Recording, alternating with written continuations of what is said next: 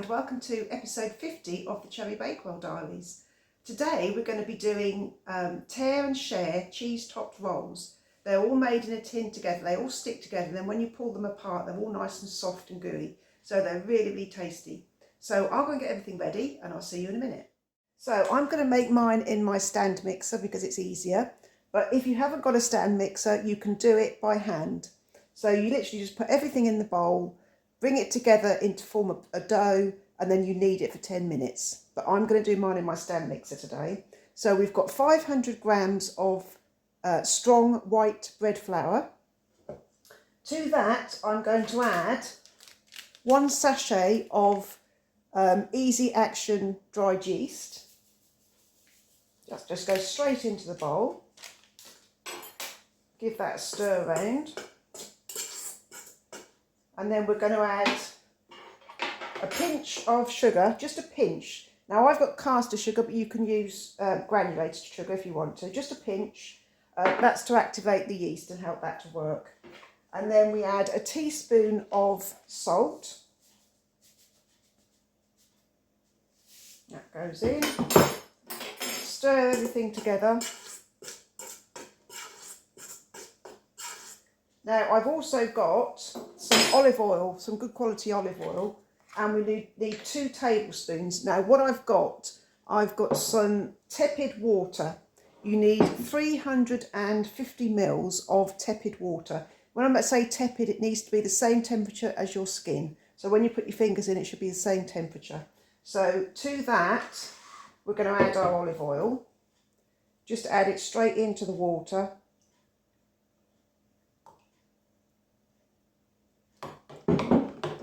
Stir that around,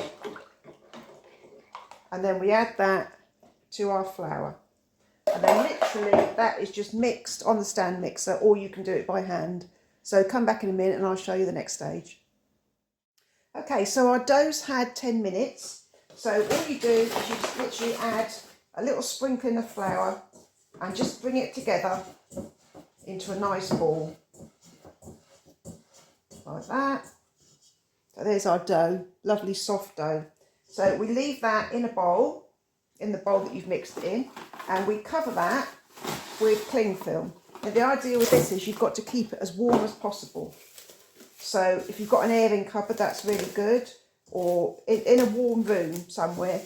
So put the cling film over nice and tightly, and then just cover with a tea towel. And then we'll leave this for about an hour, or just over an hour, till it's doubled in size. As soon as it's doubled in size, then we'll knock it back and get the rolls done. Okay, so our dough has doubled in size, and as you can see, look, beautiful, lovely risen dough. So what we do is we just gather it into a nice ball, and we're going to just knead it. We're going to do what they call knocking back. So knocking back means getting rid of the air that's in there. So you literally just knead it, and as you knead it, you'll hear, can you hear it popping? You're popping all the air that's in it. So you basically just keep going until all that popping stops.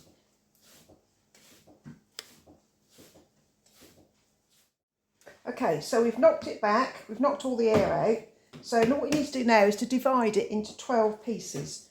Now I find the easiest way is just to slightly roll it, because it makes it easier to divide it up then. So roll it into sort of a sausage shape and cut it in half. They don't have to be very precise. So there's, you've got your 4 pieces, and then each one of these you divide into 3.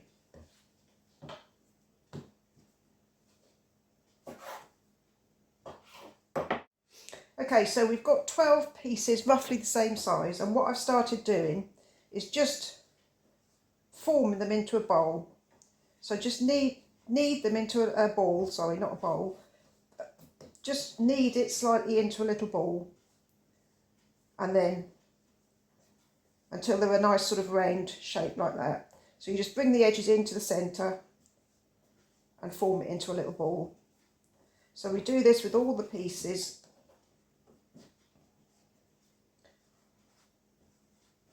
until we've got 12 rolls. So there, they're all formed into nice balls now. So I've got a baking tray lined with some baking paper, and this is 12 by 9 inches or 35 by 27 centimetres. So all you do is you pop your rolls into your tin, leave a slight gap because they will rise up and they should all join together. So pop them all in the tin like that. They should all just fit nicely with a little bit of a gap between each one.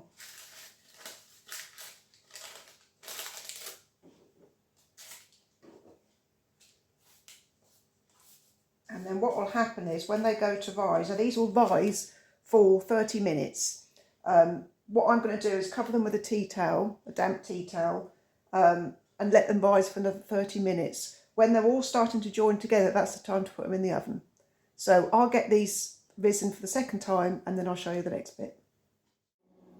Okay, so these have had 30 minutes to rest and to rise, and as you can see they're just starting to join together.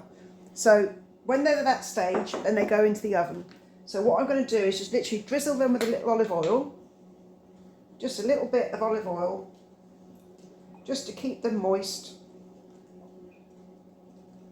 And then we're going to put our cheese on the top.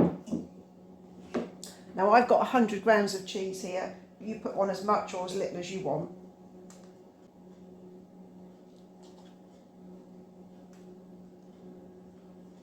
And then they will bake on gas mark 7, which is 220 degrees centigrade, for 10 minutes. And then turn the oven down to gas mark 6, which is 200, and give them another 10 minutes, and then they should be done. So I'll get them cooked and I'll see you in a minute. Hello and welcome back. They've literally just come out the oven. There they are, look, delicious cheese topped rolls. Absolutely gorgeous. And you just tear them off when you want them. Lovely with a bit of ham or whatever you want. So that's those. When I started these videos, I was going to start doing them every week. But with time constraints, I'm sort of quite busy at the moment. So we're going to move it to every 2 weeks now. So every 2 weeks you'll get a new video, okay? I just can't do any more than that at the moment. I'm just too busy. So thank you to everyone who's liked and subscribed and shared. That's really nice. And I'll see you again in 2 weeks. But for now, enjoy your rolls and I'll see you in 2 weeks' time. Take care for now. Bye-bye.